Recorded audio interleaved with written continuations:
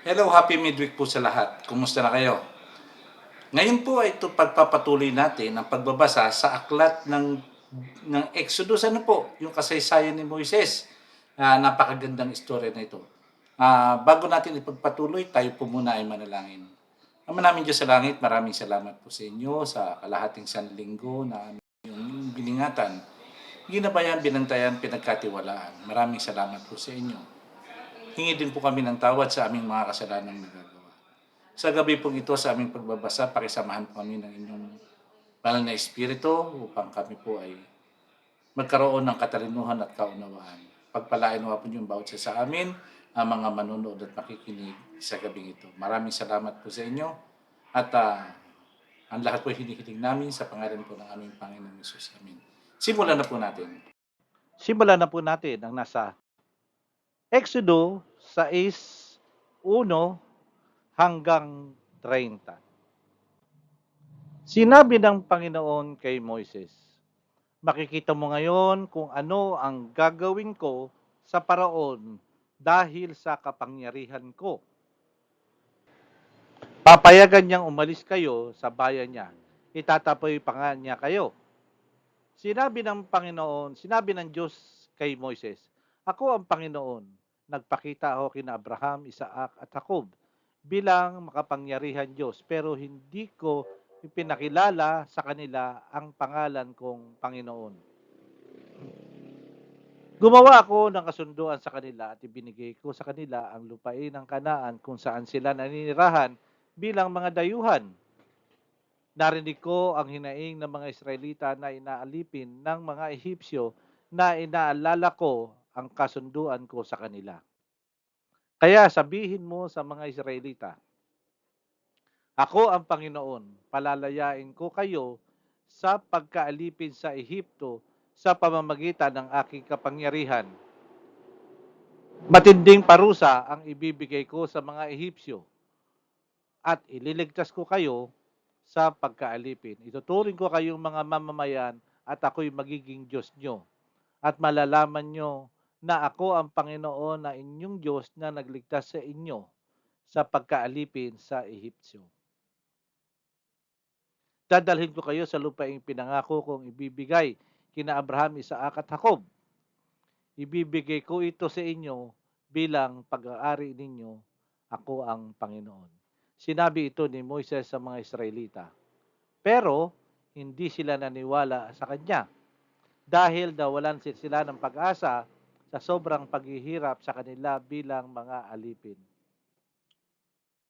Sinabi ng Panginoon kay Moises, lumakad ka at sabihin mo sa paraon na hari ng Ehipto na payagan na silang umalis ang mga Israelita sa bayan niya.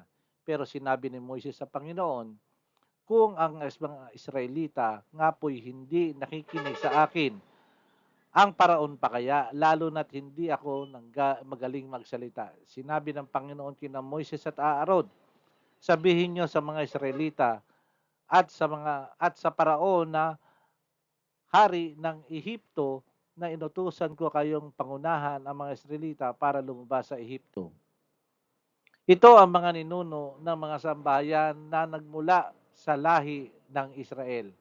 Ang mga anak na lalaki ni Ruben na panganay na anak ni Israel ay sina Hanok, Palu, Hezron at Carmi. Sila at ang mga pamilya nila ay ang mga angkan na nagmula kay Ruben. Ang mga anak na lalaki ni Simeon sina Jemuel, Hamin, Ohad, Hakin, Zoar at Shaul. Sila ang mga pamilya nila ay ang mga angkan na nagmula kay Simeon. Ang mga anak na lalaki ni Levi, ayon sa kasaysayan ng lahi niya, ay sina Gerson, Kohat, Merari. Nabuhay si Levi ng 137 taon. Ang mga anak na lalaki ni Gerson ay sina Libni at Shimei.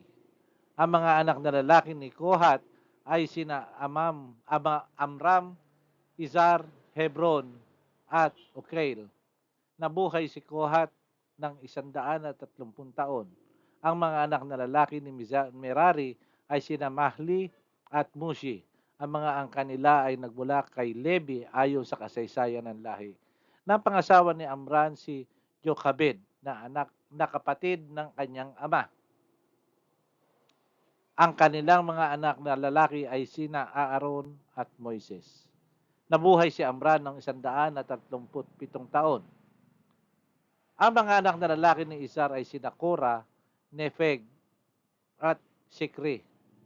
Ang mga anak na lalaki ni Uziel ay sina Misael, Alzaphan at Sitri. Napangasawa ni Aaron si Elisheba na anak ni Aminadab, ang kapatid ni Nasyon. Ang mga anak na lalaki nila ay sina Nadab, Abihu, Eleazar at Itamar. Ang mga anak na lalaki ni Korah ay sina Azir, Elkana at Abiasap. Sila ang mga pamilya nila ay ang anak angkan na nagmula kay Korah. Si Eleazar na anak ni Aaron ay makapag-asawa ng isa sa mga Patiel ni Putiel. Ang kanilang anak na lalaki ay si Penesias. Sila ang mga ninuno ng pamilya na nagmula kay Levi. Ang Aaron at Moises ay nabanggit sa listahang ito ay ang Aaron at Moises na inutusan ng Panginoon na manguna sa pagpapalaya sa bawat lahi ng Israel sa Ehipto. Sila ang nakipag-usap sa paraon na hari ng Ehipto na palayain ang mga Israelita sa Ehipto nang makipag-usap ang Panginoon kay Moises. Sinabi niya kay Moises, "Ako ang Panginoon, sabihin niyo sa paraon na hari ng Ehipto ang lahat ng sinabi ko." Pero sinabi ni Moises sa Panginoon, "Hindi po ako magaling magsalita, kaya hindi makikinig sa akin si Faraon." Nakita po natin ang kasaysayan ng kay Moises, kay Aaron at kay Faraon. Makikita nyo kung paano ginagabayan ng Diyos ang kanyang bayan. Binibigyan niya ng instruction at kung paano ito gagawin. Sa pagtatapos po, tayo po Ama namin Diyos sa langit, maraming salamat po sa inyo. Salamat po sa isang pagkakali na kami po nakapagbasa ng inyong banal na salita sa inyong banal na aklat. Nawa Ama, ang mga nabasa po namin istorya ito maging inspirasyon po namin. Pagpalain naman po niyo ang bawat sa amin, Ama, at muli kaming hihiling ng masaganang biyaya at pagpapala sa kalahati pa pong sanlinggo na darating. At sama na rin po sa inyong pagpapagaling sa amin si Joab Bellones na sana po siya gumaling na at patuloy na magkaroon ng katuwaan ng kanyang mga magulang kung siya po ay muling magiging masiglang bata.